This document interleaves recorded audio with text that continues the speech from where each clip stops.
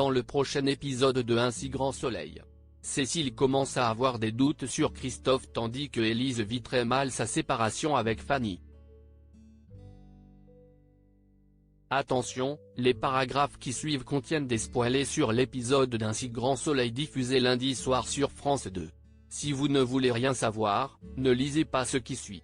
Vendredi 10 novembre 2023 dans Un si grand soleil. Janet veut sauver son mari en refusant de sacrifier son mariage. Janet propose à Becker de partir le soir même pour un week-end romantique à Rome. Clément accepte avec plaisir. Janet appelle ensuite Silvio pour lui annoncer qu'elle a décidé de tout faire pour sauver son mariage. Bien que très triste, Silvio comprend sa décision. Mais même s'il sait que leur histoire est vouée à l'échec, il n'arrive pas à se résigner et fond en larmes. Il avoue à Janet qu'il pense à elle tout le temps.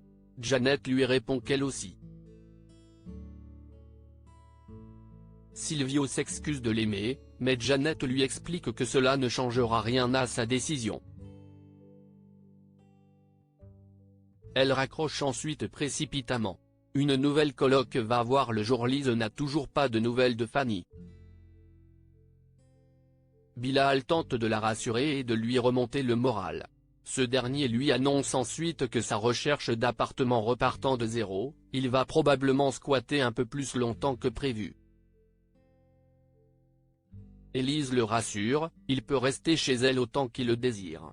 Non loin de là, au lycée, Fanny se confie à Ève. Elle aime Élise mais cette dernière n'est pas prête à avoir un autre enfant, elle a déjà Charlie. Ève conseille à son amie de donner du temps à Élise. Mais Fanny est perdue et ignore ce qu'elle doit faire. De son côté, Bilal appelle Ludo pour lui annoncer que Fanny est partie. Il lui propose alors d'organiser un dîner comme au temps de la colloque pour soutenir Élise et l'aider à passer ce mauvais moment. Un peu plus tard, Bilal annonce à Ulysse qu'il va rester vivre chez Élise. Ulysse sourit. Bilal a compris pourquoi le peintre ne voulait pas vivre avec lui mais il lui en veut toujours de ne pas lui avoir dit plus tôt. Ulysse s'excuse une nouvelle fois d'avoir fait l'autruche. Ils finissent par s'embrasser. Le soir venu, Ludo, Ulysse, Bilal et Élise sont réunis autour d'un dîner. Ludo se plaint d'avoir mal au dos et peste contre le lit de sa nouvelle petite amie. Les amis le questionnent alors sur cette mystérieuse femme qu'ils n'ont jamais vue. Ludo leur fait croire qu'il préfère attendre d'être sûr avant de leur présenter. De son côté, au sauvage, Ève et Mo tentent de remonter le moral de Fanny. Mo reçoit un appel d'Alex qui l'invite à dîner. Elle décide de partir le rejoindre et s'excuse auprès de ses amis. Fanny décide à son tour de partir. Elle appelle Élise dans la foulée, pour lui dire qu'elle lui manque. Élise supplie Fanny de revenir, mais cette dernière a encore besoin de temps pour faire le point. Elle regrette de l'avoir appelée, s'excuse de l'avoir dérangée, puis raccroche. Cécile sur la piste du fleuriste. Au petit déjeuner, Cécile raconte à Christophe que Aubert a sans doute fui en Allemagne.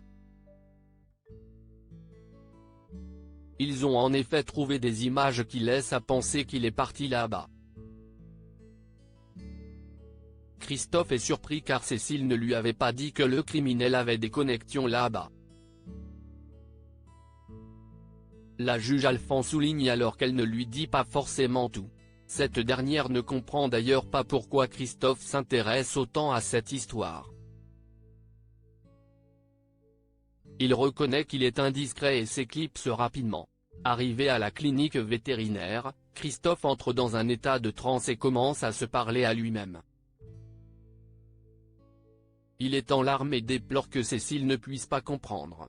Il ne veut pas la perdre, elle est tout pour lui. C'est à ce moment-là que Charles arrive. Il propose à Christophe de l'aider mais ce dernier préfère ne pas en parler et change de sujet. Au commissariat, Élise exploite les vidéosurveillances de tous les lieux où Aubert avait garé sa voiture.